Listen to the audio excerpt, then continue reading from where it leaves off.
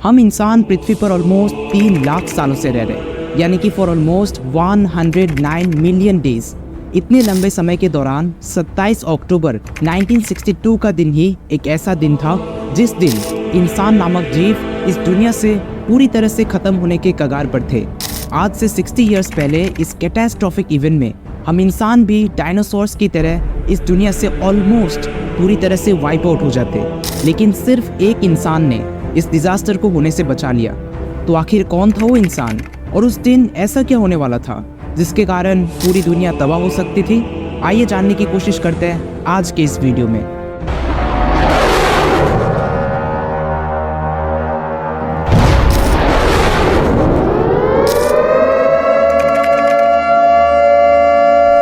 इस एक घटना को अच्छे से समझने के लिए हमें पहले इतिहास में थोड़ा झांक कर देखना होगा। 1945 में वर्ल्ड वॉर 2 खत्म होने के बाद यूएस और यूएसएसआर यानी कि सोवियत यूनियन दुनिया की सबसे 2 पावरफुल कंट्रीज बनकर उभर आई। दोनों कंट्रीज के आइडियोलॉजीज एक दूसरे से बिल्कुल अलग थे। यूएस ज़्यादातर कैपिटलिज्म और डेमोक्रेसी को प्रीफर करता था, जहां लोगों की फ्रीडम हो और बिजनेसेस ज़्यादातर प्रॉफिट कमाने के लिए ऑपरेट करें। दूसरी तरफ यूएसएसआर गवर्नमेंट रूल को ज़्यादा सपोर्ट करता था, मतलब एक ऐसी सोसाइटी जहां हर कोई बराबर हो और सभी डिसीजंस गवर्नमेंट के द्वारा लिए जाए। यही से दोनों देशों के बीच दरारें बढ़ना शुरू हुआ। 1950s में जाकर यूएस और सोवियत यूनियन ने और भी ज़्यादा न्यूक्लियर वेपन्स बनाना स्टार्ट कर दिया। अगर सामने वाले कंट्री ने पहले हमला कर दिया तो इसका जवाब न्यूक्लियर वेपन से देने के लिए दूसरा कंट्री पूरी तरह से तैयार था। यही वो दौर था जहां दोनों देशों के बीच कंपटीशन स्पेस तक पहुंच गई। यूएसएसआर ने सबसे पहला आर्टिफिशियल सैटेलाइट स्पुतनिक 1 को 1957 में लॉन्च किया। फिर 1961 में सबसे पहली बार इंसान को स्पेस में भेजा। इसका जवाब देते हुए यूएस ने 1969 में सबसे पहली बार चांद पर कदम रखा। इन सब के बावजूद दोनों देशों ने कभी भी एक दूसरे पर डायरेक्ट हमला नहीं किया और इसीलिए इस लड़ाई को कोल्ड वॉर के नाम से जाना जाता है। लेकिन 1962 में जाकर ये लड़ाई ऑलमोस्ट न्यूक्लियर वॉर का रूप लेने ही वाली थी। इस मैप में देखिए टर्की का लोकेशन जो सोवियत यूनियन से बस थोड़ी दूर पर है, और मैप के इस हिस्से पर है क्यूबा जो कि एक आइलैंड नेशन है, और ये यूनाइटेड स्टेट्स के साउथ कोस्ट से सिर्फ 145 किलोमीटर दूर है। हुआ यूँ था कि 1959 में फिडेल कैस्ट्रो ने क्यूबा पर कम्युनिस्ट गवर्नमेंट को एस्टैब्लिश कर लिया। उस दौरान सोवियत यूनियन की तरफ से उनको बहुत सपोर्ट मिला। अब यूएस पहले से ही कम्युनलिज्म के सख्त खिलाफ थे और क्यूबा से इतना नज़दीक होने के कारण ये उन लोगों के लिए एक चिंता का विषय बन गया। अप्रैल 1961 में जाकर यूएस फोर्सेस ने फिडेल कैस्ट्रो को हटाने के लिए क्यूबा के बे ऑफ पिग्स नाम की इस जगह पर हमला कर दिया, लेकिन उस जंग में वो लोग बुरी तरह से हार गए। इसके बाद यूएस और क्यूबा के रिलेशन और ज़्यादा खराब हो गई, लेकिन दूसरी तरफ सोवियत यूनियन को क्यूबा का साथ मिल गया। सोवियत यूनियन के बढ़ती हुई ताकत को रोकने के लिए यूएस ने अक्टूबर 1961 तक टर्की पर कुछ जुपिटर बैलिस्टिक मिसाइल्स प्लेस कर दिए। इन खतरनाक मिसाइल्स को स्पेशली मॉस्को जैसे बड़े शहर और मिलिट्री बेसिस को टारगेट करते हुए रखा गया था। जैसे ही सोवियत यूनियन को इस बारे में पता चला, तब दोनों देशों के बीच सिचुएशन और ज़्यादा बिगड़ गई। यूनाइटेड स्टेट्स के इस एक्शन का जवाब देते हुए जुलाई 1962 में जाकर सोवियत यूनियन ने सीक्रेटली अपने खुद के मिसाइल्स को क्यूबा पर इंस्टॉल करना स्टार्ट कर दिया। अक्टूबर महीने के स्टार्टिंग में यूएस के इंटेलिजेंस एजेंसीज ने पता लगाया कि पिछले कुछ दिनों से बहुत सारे सोवियत यूनियन के मिलिट्री शिप्स क्यूबा की तरफ जा रहे हैं। इन्वेस्टिगेशन चलाते हुए उन लोगों ने 14 अक्टूबर 1962 को अपनी तरफ से एक U-2 स्पाई प्लेन को क्यूबा के वेस्ट की तरफ भेजा। उस प्लेन में कैमरास लगे हुए थे जिसने कुछ फोटोग्राफ्स क्लिक किए। फोटोग्राफ्स में ये साफ दिखाई दे रहा था कि सोवियत यूनियन अपने मिसाइल्स को वहां पर इंस्टॉल कर रहे थे।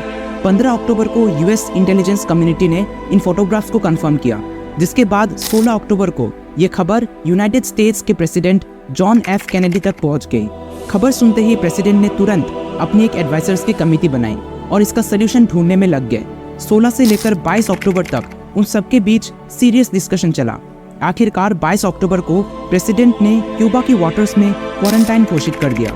यूएस नेवी शिप्स का एक ग्रुप बनाया गया ताकि मिसाइल्स लाने वाले जहाज़ों को रोका जा सके। साथ में सोवियत यूनियन को ऑर्डर दिया गया कि वो लोग अपने इंस्टॉल किए हुए मिसाइल्स को हटा दे। जहाज़ों को रोकने में वो लोग सफल तो हो गए, लेकिन सोवियत यूनियन अभी भी क्यूबा पर मिसाइल्स इंस्टॉल किए जा रही थी। अगले 13 दिनों तक मामला बहुत ज़्यादा गंभीर हो गया, आज के डेट में जिसे हम क्यूबन मिसाइल क्राइसिस कहते हैं। बस एक गलती और इस दुनिया को अगली न्यूक्लियर वॉर देखनी पड़ सकती थी। इसी बीच पब्लिक से छुपकर 26 अक्टूबर को दोनों देशों के बीच सीक्रेट नेगोशिएशन हुआ। सोवियत यूनियन की गवर्नमेंट हेड निकिता क्रुश्चेव ने यूनाइटेड स्टेट्स के प्रेसिडेंट जॉन एफ कैनेडी को एक लेटर भेजा जिसमें यह लिखा हुआ था कि वो लोग अपने मिसाइल्स को क्यूबा से हटा देंगे अगर यूएस ये प्रॉमिस करती है कि वो लोग क्यूबा पर पहले हमला नहीं करेगी।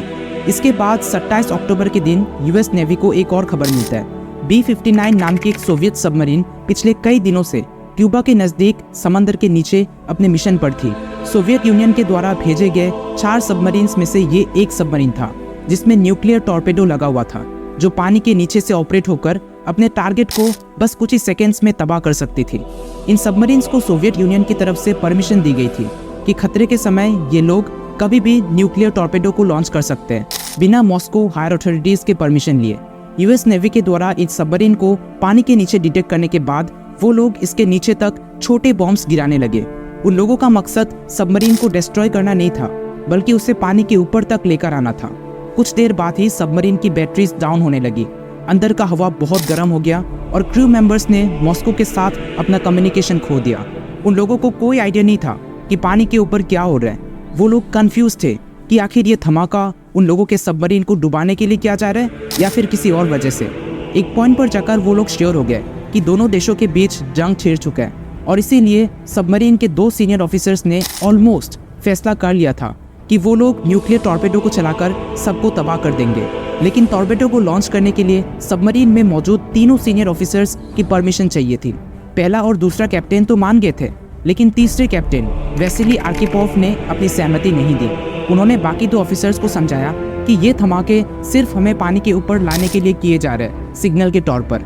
इसके रेस्पॉन्स में न्यूक्लियर टॉर्पेडो को लॉन्च करना सबसे बड़ी मिस्टेक हो सकती है। कैप्टन आर्किपोव का डिसीजन मानते हुए वो लोग अपने सबमरीन को पानी के ऊपर ले आए और कनेक्शन रिस्टोर करने के बाद सोवियत यूनियन की तरफ फिर से लौट गए।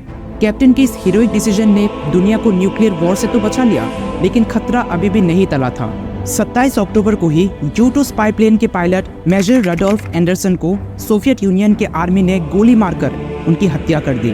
उनकी मौत जैसे दोनों ही देशों के बीच मिलिट्री वॉर की वजह बनने ही वाली थी कि US president John F Kennedy ने समझदारी से पूरे मामले को हैंडल कर लिया। उसी दिन जॉन एफ कैनेडी और निकिता क्रुश्चेव के बीच दूसरा एग्रीमेंट हुआ और इस बार यूएस ने अपने बैलिस्टिक मिसाइल्स को टर्की से हटाने का फैसला किया। इस एग्रीमेंट के बाद न्यूक्लियर वॉर का खतरा फाइनली जाकर टल गया। अब ये बात सही है कि कोई भी एक डिसीजन या एक्शन जंग होने या ना होने के निर्णय नहीं कर सकती, लेकिन अगर उस दिन आर्किपोव ने न्यूक्लियर टॉर्पेडो चलाने का परमिशन दे दिया होता तो इंसानों के लिए इस दुनिया में वो आखिरी दिन होता। आर्किपोव के इस हीरोइक डिसीजन के बारे में भले ही दुनिया को बहुत लेट पता चला, लेकिन उनके इस कंट्रीब्यूशन को याद रखते हुए उनके मृत्यु के बाद 2017 में उनको फ्यूचर ऑफ लाइफ के अवार्ड से सम्मानित किया गया। आई होप आपको इस वीडियो से जरूर कुछ सीखने को मिला होगा। बहुत बहुत शुक्रिया।